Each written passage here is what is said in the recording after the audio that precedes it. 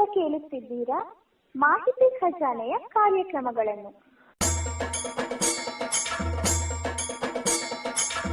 ಮಾಹಿತಿ ಖಜಾನೆಯಲ್ಲಿ ಈಗ ಸುಮಧುರ ವಿವಿಧ ವಾದ್ಯಗಳ ಪರಿಚಯ ಕೇಳಿ. ಸುಮಧುರ ಸುಮಧುರ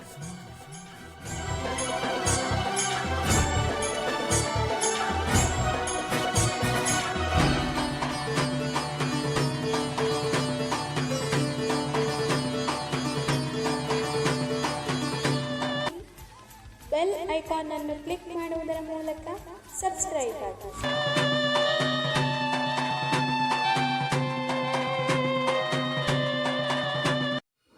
ನಮಸ್ಕಾರ ಸ್ನೇಹಿತರೆ, ಮಾಹಿತಿ ಖಜಾನೆಯ ಇವತ್ತಿನ ಸುಮಧುರ ಸಂಗೀತ ವಾದ್ಯಗಳ ಪರಿಚಯ ಮಾಲಿಕೆಗೆ ನಮ್ಮೆಲ್ಲ ಕೇಳುಗ ಬಂಧುಗಳಿಗೆ ಪ್ರೀತಿಯ ಸ್ವಾಗತ. ನಿಮ್ಮೊಂದಿಗೆ ನಿಮ್ಮ ಗೆಳೆಯ ಶರತ್ ಇವತ್ತು ನಿಮ್ಮ ಜೊತೆಯಾಗಿದ್ದೀನಿ ಸ್ನೇಹಿತರೆ. ಇವತ್ತಿನ ಈ ಕಾರ್ಯಕ್ರಮದಲ್ಲಿ ಮತ್ತೊಂದು ವಿಶೇಷವಾದ ವಾದ್ಯವನ್ನು ಪರಿಚಯಿಸುವಂಥ ಪ್ರಯತ್ನ.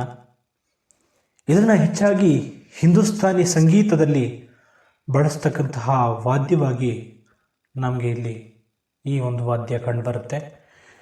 ಇದನ್ನು ಸರೋದ್ ಅಂತಕ್ಕಂತಹ ಹೆಸರಿನಿಂದ ಕರೀತಾರೆ. ಸರೋದ್ ಅನ್ನುವಂತಹ ವಾದ್ಯ ತನ್ನದೇ ಆದಂತಹ ವೈಶಿಷ್ಟ್ಯತೆಯನ್ನು ಪಡ್ಕೊಂಡು ಇಡೀ ಹಿಂದೂಸ್ತಾನಿ ಸಂಗೀತದಲ್ಲಿಯೇ ಅತ್ಯಂತಹ ಪ್ರಮುಖ ವೈಶಿಷ್ಟ್ಯತೆಯನ್ನು ಪಡ್ಕೊಂಡಿರುವಂತಹ ಒಂದು ವಾದ್ಯವಾಗಿ ಇದು ಗುರುತಿಸಿಕೊಳ್ಳುತ್ತೆ. ಇದರ ಮೂಲವನ್ನು ನೋಡೋದಾದರೆ ಇದರ ಮೂಲ ಬಂದು ಅಫ್ಘಾನಿಸ್ತಾನ ಮತ್ತು ಮಧ್ಯ ಏಷ್ಯಾದ ನಡುವೆ ಇರ್ತಕ್ಕಂತಹ ರುಬಾಬ್ ಅಂತಕ್ಕಂತಹ ಒಂದು ಉಪಕರಣದ ರೂಪಾಂತರ ಅಂತಲೇ ಇದನ್ನು ಹೇಳ್ಬೋದು. ಈ ರುಬಾಬ್ ಅಂತಕ್ಕಂತಹ ವಾದ್ಯ ಹೆಚ್ಚಾಗಿ ಅಫ್ಘಾನಿಸ್ತಾನ ಮತ್ತು ಮಧ್ಯ ಏಷ್ಯಾದಲ್ಲಿ ಕಂಡುಬರ್ತಕ್ಕಂಥದ್ದನ್ನು ನಾವು ಪ್ರಮುಖವಾಗಿ ಇಲ್ಲಿ ಗುರುತಿಸ್ಬೋದು. ಇದರ ಒಂದು ರೂವಾರಿ ಅಂದರೆ ಇದರ ಒಂದು ಮೂಲ ವಾದ್ಯವಾಗಿ ನಮಗೆ ಸರೋದ್ ಗುರುತಿಸ್ಕೊಳ್ಳುತ್ತೆ. ಸರೋದ್ ಬಂದಿರತಕ್ಕಂಥದ್ದು ರುಬಾಬ್ ಅಂತಕ್ಕಂತಹ ಒಂದು ಉಪಕರಣ, ಸಂಗೀತ ಉಪಕರಣದಿಂದ. ಇದು ಒಂದು ತಂತಿ ವಾದ್ಯವಾಗಿರ್ತಕ್ಕಂಥದ್ದು ಮತ್ತೊಂದು ಅಂಶವಾಗಿ ನಾವು ಗುರುತಿಸ್ಬೋದು. ಇದನ್ನು ಸಿತಾರ್ಗಿಂತ ಹೆಚ್ಚು ಆಳವಾದಂತಹ ಮಂದ್ರ ಧ್ವನಿಯನ್ನು ಹೊಮ್ಮಿಸ್ತಕ್ಕಂಥದ್ದನ್ನು ನಾವು ಗಮನಿಸ್ತೇವೆ. ನಮ್ಮ ಚಾನಲ್ನಲ್ಲಿ ಸಿತಾರ್ ಬಗ್ಗೆ ಕೂಡ ನಿಮಗೆ ಸಂಪೂರ್ಣವಾದ ಮಾಹಿತಿಯನ್ನು ನೀಡಲಾಗಿದೆ. ಆ ಕಾರ್ಯಕ್ರಮವನ್ನು ಕೇಳ್ತಿದ್ರೆ ಈ ಕೂಡಲೇ ಪ್ಲೇಲಿಸ್ಟ್ನಲ್ಲಿ ಹೋಗಿ ಈ ಕಾರ್ಯಕ್ರಮವನ್ನು ಕೂಡ ತಾವುಗಳು ಕೇಳ್ಬೋದು. ಸ್ನೇಹಿತರೆ, ಇದು ಸಿತಾರ್ ಥರನೇ ಇರುತ್ತೆ, ಆದರೆ ಸಿತಾರ್ಗಿಂತ ಸ್ವಲ್ಪ ಮಂದ್ರ ಧ್ವನಿಯನ್ನು ಕೊಡ್ತಕ್ಕಂತಹ ಒಂದು ವಾದ್ಯವಾಗಿ ಇದು ಗುರುತಿಸ್ಕೊಳ್ಳೋದನ್ನು ನಾವು ಗಮನಿಸ್ತೇವೆ. ಇದು ಒಂದು ರೀತಿಯ ವಿಭಿನ್ನವಾದ ಧ್ವನಿಯನ್ನು ಹೊಮ್ಮಿಸುತ್ತೆ. ಬೇರೆಲ್ಲ ವಾದ್ಯಗಳಿಗಿಂತ ಒಂದು ವಿಭಿನ್ನ ಧ್ವನಿಯನ್ನು ಹೊಮ್ಮಿಸ್ತಕ್ಕಂತಹ ವಾದ್ಯವಾಗಿ ಇದು ಗುರುತಿಸ್ಕೊಳ್ತೆ ಸ್ನೇಹಿತರೆ. ಈ ವಾದ್ಯದ ತುಣುಕನ್ನು ನಾನು ಕಾರ್ಯಕ್ರಮದ ಕೊನೆಯಲ್ಲಿ ನಿಮಗೆ ಕೇಳಿಸ್ತೀನಿ. ಹಾಗಾಗಿ ಈ ಕಾರ್ಯಕ್ರಮವನ್ನು ನೀವು ಸಂಪೂರ್ಣವಾಗಿ ಕೇಳಿ. ಈ ವಾದ್ಯವನ್ನು ತಂತಿಗಳ ಮೂಲಕ ನುಡಿಸ್ತಕ್ಕಂಥದ್ದನ್ನು ನಾವೆಲ್ಲ ಗಮನಿಸ್ತೇವೆ. ತಂತಿಯನ್ನು ಬಳಸಿಕೊಂಡು ಈ ವಾದ್ಯವನ್ನು ನುಡಿಸಲಾಗುತ್ತೆ. ಇನ್ನು ಪ್ರಸಿದ್ಧ ವಾದಕರನ್ನು ನೋಡೋದಾದರೆ ಉಸ್ತಾದ್ ಅಲಿ ಅಕ್ಬರ್ ಖಾನ್, ಉಸ್ತಾದ್ ಅಲಿ ರಂಜಿತ್ ಖಾನ್, ಇವ್ರನ್ನೆಲ್ಲ ನಾವು ಪ್ರಮುಖವಾಗಿ ಗುರುತಿಸ್ಬೋದು. ಇನ್ನು ಸರೋದ್ ವಾದ್ಯದ ಒಂದಷ್ಟು ಇತಿಹಾಸವನ್ನು ನೋಡ್ತಾ ಹೋಗೋಣ. ಈ ಸರೋದ್ ವಾದ್ಯ ಭಾರತೀಯ ಸಂಗೀತದಲ್ಲಿ ಅಷ್ಟೇ ಅಲ್ಲದೆ ಮಧ್ಯ ಏಷ್ಯಾ ಇನ್ನೂ ಅನೇಕ ವಿದೇಶಗಳಲ್ಲಿಯೂ ಕೂಡ ಬಳಕೆಯಲ್ಲಿರತಕ್ಕಂತಹ ಒಂದು ವಾದ್ಯವಾಗಿ ಗುರುತಿಸಿಕೊಳ್ಳುತ್ತೆ. ವಿಶೇಷವಾಗಿ ಹಿಂದೂಸ್ತಾನಿ ಸಂಗೀತದಲ್ಲಿ ಈ ವಾದ್ಯ ಹೆಚ್ಚು ಪ್ರಚಲಿತವನ್ನು ಪಡ್ಕೊಂಡಿರ್ತಕ್ಕಂತಹ ವಾದ್ಯವಾಗಿ ಇದು ಗುರುತಿಸಿಕೊಳ್ಳುತ್ತೆ. ತನ್ನದೇ ಆದಂತಹ ಇತಿಹಾಸ ವೈಶಿಷ್ಟ್ಯವನ್ನು ಹೊಂದಿದಂತಹ ಈ ವಾದ್ಯ ಕೇಳುಗರನ್ನು ಮಂತ್ರಮುಗ್ಧರನ್ನಾಗಿಸ್ತಕ್ಕಂಥದ್ದು ಸುಳ್ಳಲ್ಲ. ಹಾಗೆ ಮತ್ತೊಂದು ವಿಷಯ ಏನು ಅಂದರೆ, ಯಾವುದೋ ಒಂದು ಭಾವನಾತ್ಮಕ ಸನ್ನಿವೇಶ ಅಥವಾ ಯಾವುದೋ ಒಂದು ದುಃಖಕರ ಸನ್ನಿವೇಶದಲ್ಲಿಯೂ ಕೂಡ ಈ ವಾದ್ಯವನ್ನು ಬಳಸ್ತಕ್ಕಂಥದ್ದನ್ನು ನಾವು ಗಮನಿಸ್ತೇವೆ. ಮತ್ತೊಂದು ಕುತೂಹಲಕಾರಿ ವಿಷಯವನ್ನು ನಾನು ಹಂಚಿಕೊಳ್ಳಬೇಕು ಇಲ್ಲಿ. ನೀವು ಇಷ್ಟುವರೆಗೆ ಗಮನಿಸಿದ್ದೀರಿ, ಮಧ್ಯ ಏಷ್ಯಾದಲ್ಲಿ ಹಾಗೆ ಆಫ್ರಿಕಾದಲ್ಲಿ ರುಬಾಬ್ ಅಂತಕ್ಕಂತಹ ವಾದ್ಯ ನಂತರದಲ್ಲಿ ಭಾರತಕ್ಕೆ ಬಂದಾಗ ಅದರ ಒಂದಷ್ಟು ವೈಶಿಷ್ಟ್ಯತೆಯನ್ನು ಬದಲಾಯಿಸಿ ಸರೋದ್ ಅಂತಕ್ಕಂತಹ ಹೆಸರನ್ನು ಪಡ್ಕೊಳ್ತು. ಅಲ್ಲಿಂದ ಇದನ್ನು ಸರೋದ್ ಅನ್ನುವಂತಹ ಹೆಸರಿನಿಂದ ಕರೆಯೋದಕ್ಕೆ ಪ್ರಾರಂಭ ಮಾಡಿದ್ದನ್ನು ನಾವೆಲ್ಲ ವಿಶೇಷವಾಗಿ ಗಮನಿಸ್ತೇವೆ. ಯಾಕಂದರೆ ಒಂದು ವಾದ್ಯದ ಮೂಲ, ಇದರ ವೈಶಿಷ್ಟ್ಯತೆಯನ್ನು ತಿಳ್ಕೊಳ್ಳೋದು ಬಹಳ ಅವಶ್ಯಕ ಇರುತ್ತೆ. ಹಾಗಾಗಿ ಈ ಕಾರ್ಯಕ್ರಮವನ್ನು ನಿರಂತರವಾಗಿ ವಾರ ವಾರ ನಾವು ನಿಮಗೋಸ್ಕರ ಪ್ರಸಾರ ಮಾಡ್ತಾ ಇದ್ದೇವೆ. ಈ ಸರೋದ್ ಅಂತಕ್ಕಂತಹ ವಾದ್ಯ ಮೊಘಲರ ಒಂದು ಕಾಲದಲ್ಲಿ ಹೆಚ್ಚು ಪ್ರಾಮುಖ್ಯತೆಯನ್ನು ಪಡ್ಕೊಳ್ತು. ಆವತ್ತಿನಿಂದ ಇವತ್ತಿನವರೆಗೂ ಕೂಡ ವಿಶೇಷವಾಗಿ ಈ ಒಂದು ವಾದ್ಯ ತನ್ನ ವೈಶಿಷ್ಟ್ಯತೆಯನ್ನು ಪಡ್ಕೊಂಡು ಮೊಘಲರ ಕಾಲದಲ್ಲಿ ಅಲ್ಲಿನ ಸಂಗೀತಗಾರರು ಇಲ್ಲಿಯ ಒಂದು ಈ ವಾದ್ಯವನ್ನು ಬಳಸಿಕೊಂಡು ಹಲವಾರು ಪ್ರಯೋಗಗಳನ್ನು ಮಾಡೋದ್ರ ಮೂಲಕ ಇದಕ್ಕೂ ಒಂದು ಯಶಸ್ವಿಯನ್ನು ತಂದುಕೊಂಡಂತಹ ವಾದ್ಯವಾಗಿ ಈ ಒಂದು ವಾದ್ಯ ಗುರುತಿಸ್ಕೊಳ್ಳುತ್ತೆ ಸ್ನೇಹಿತರೆ. ಕಾಲ ಕಳೆದಂತೆ ಇದರಲ್ಲಿ ಒಂದಷ್ಟು ಬದಲಾವಣೆ ಬಂದಿದ್ದನ್ನು ನಾವು ಗಮನಿಸ್ತೇವೆ.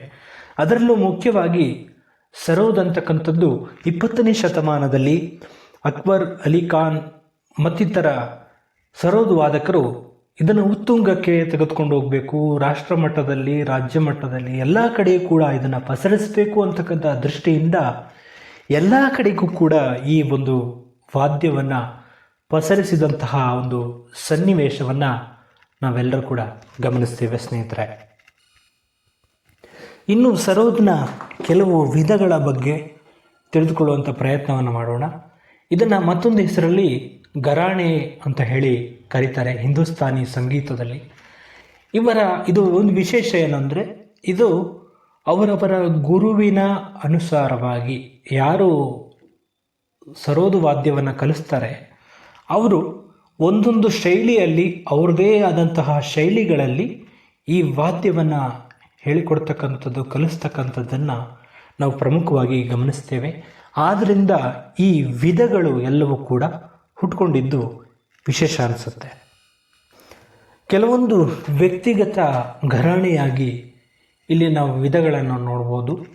ಉದಾಹರಣೆಗಾಗಿ ಅಕ್ಬರ್ ಅಲಿ ಘರಾಣೆ, ಹಾಗೆ ಉಸ್ತಾದ್ ಅಲಿ ಘರಾಣೆ, ಈ ರೀತಿ ಒಂದಷ್ಟು ಘರಾಣೆಯನ್ನು ನಾವು ನೋಡ್ಬೋದು. ಅಂದರೆ ಅದೊಂದು ಶೈಲಿ, ಅವರವರ ಒಂದು ಶೈಲಿಯನ್ನು ಇಲ್ಲಿ ವಿಧಗಳಾಗಿ ನಾವು ಗುರುತಿಸ್ಬೋದು.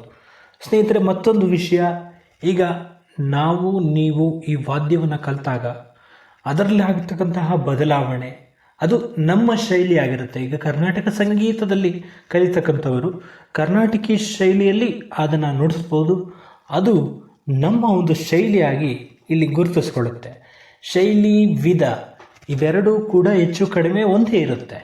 ಆದರೆ ಕೆಲವೊಂದು ಬದಲಾವಣೆಗಳು ಬರ್ತಕ್ಕಂಥದ್ದು ಇಲ್ಲಿಯ ಒಂದು ವಿಶೇಷ ಅಂತಲೇ ಹೇಳ್ಬೋದು. ಇದರಿಂದ ನಾವು ಏನು ಕಂಡ್ಕೋಬೋದು ಅಂದರೆ, ಈ ಘರಾಣೆ ಅಂತಕ್ಕಂಥದ್ದು ಒಂದು ಶೈಲಿ ಅನ್ನೋದನ್ನು ನಾವೆಲ್ಲರೂ ಕೂಡ, ಪ್ರತಿಯೊಬ್ಬರು ಕೂಡ ನೆನಪಿಟ್ಕೊಳ್ಬೇಕು. ಈ ಶೈಲಿಗಳು ಆವಾಗ ಬದಲಾಗ್ತಾ ಇರುತ್ತೆ. ಗುರುಗಳಿಂದ ಗುರುಗಳಿಗೆ ಇದರ ಒಂದು ವೈಶಿಷ್ಟ್ಯ ಎತ್ತರಕ್ಕೆ ಇರತಕ್ಕಂಥದ್ದನ್ನು ನಾವೆಲ್ಲರೂ ಕೂಡ ಪ್ರಮುಖವಾಗಿ ಗಮನಿಸ್ತೇವೆ. ಒಟ್ಟಾರೆಯಾಗಿ ಹೀಗೆ ಹಲವಾರು ವಿಧಗಳನ್ನು ಈ ಸರೋದ್ ಅಂತಕ್ಕಂಥದ್ದು ವಿಶೇಷವಾಗಿ ಹಿಂದೂಸ್ತಾನಿ ಸಂಗೀತದ ಸಂಪತ್ತನ್ನು ಹೆಚ್ಚಿಸ್ತಕ್ಕಂತಹ ವಾದ್ಯವಾಗಿ ಈ ಸರೋದ್ ಗುರುತಿಸ್ಕೊಳ್ಳುತ್ತೆ ಸ್ನೇಹಿತರೆ. ಇದೀಗ ನಿಮ್ಮನ್ನು ಸರೋದ್ ಜಾಲಕ್ಕೆ ಕರೆದೊಯ್ಯುತ್ತಿದ್ದೇನೆ, ಒಂದು ತುಣುಕು ನಿಮಗಾಗಿ.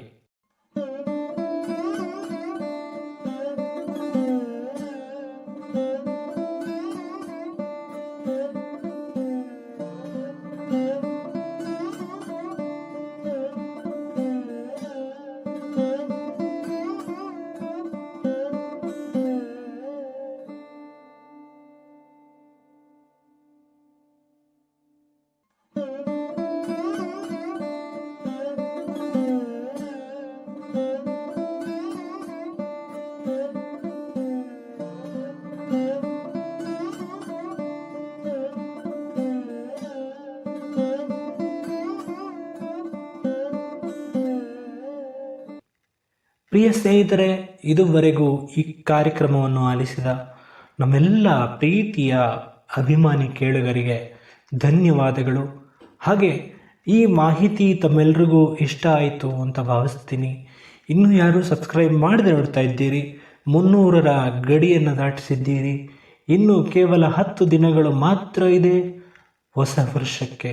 24ನೇ ವರ್ಷ ಇನ್ನೇನು ಮುಗಿದು ಹೋಗ್ತಾ ಇದೆ. ಇಲ್ಲಿ ನಾವು ಕಳೆದುಕೊಂಡದ್ದೆಷ್ಟು, ಬಂದಿದ್ದೆಷ್ಟು, ಹೋಗಿದ್ದೆಷ್ಟು ಅದರ ಬಗ್ಗೆ ಯೋಚಿಸೋದು ಬೇಡ.